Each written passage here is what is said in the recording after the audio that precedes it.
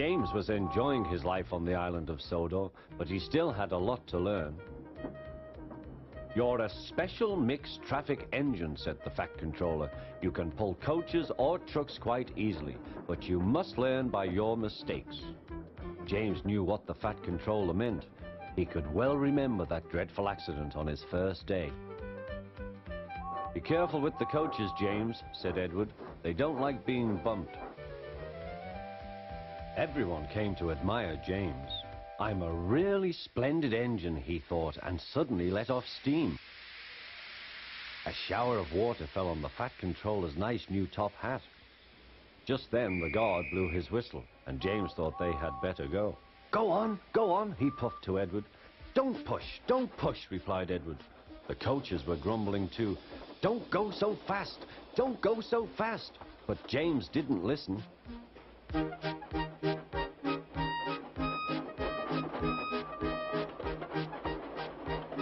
When at last they stopped at the next station, 2 coaches were beyond the platform.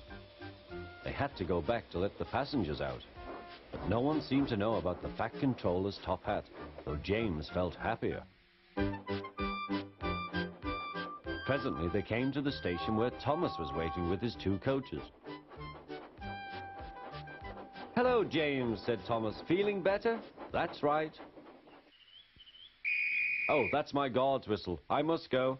I don't know what the Fat Controller would do without me to run this branch line," and he puffed off importantly. Edward and James passed the field where James had had his accident. The fence was mended and the cows were back again.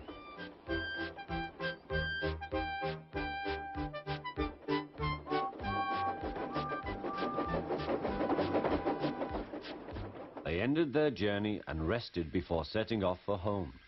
James was still wondering what the Fat Controller would have to say about his top hat.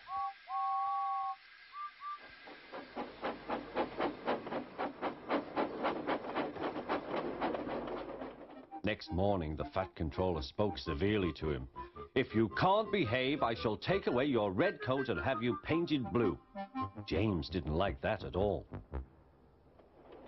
He was very rough with the grumbling coaches as he brought them to the platform. "Don't talk, come on," he called to them. "Gordon never has to fetch his own coaches," he thought to himself, "and he's only painted blue." To make James even more cross, this time no one came near him. "I'll show them," he thought. "They think Gordon is the only engine who can pull coaches."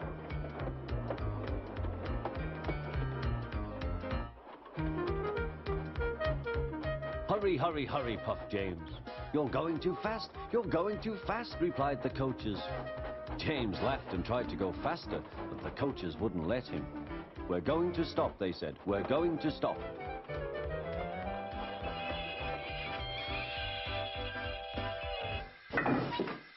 "What's the matter?" James asked his driver. "The brakes are hard on. Leak in the pipe, most likely. You've banged the coaches enough to make a leak in anything." "How shall we mend it?" said the guard. "We'll do it with newspaper and a leather bootlace," replied the driver. "Well, where is the bootlace coming from?" asked the guard. "Ask the passengers," said the driver.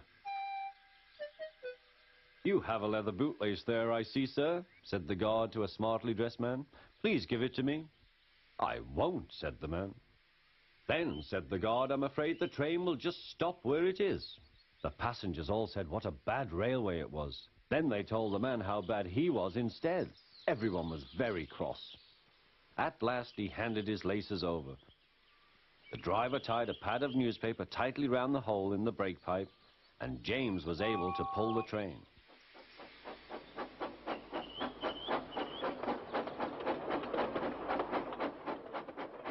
But he was a sadder and wiser James, and took care never to bump coaches again.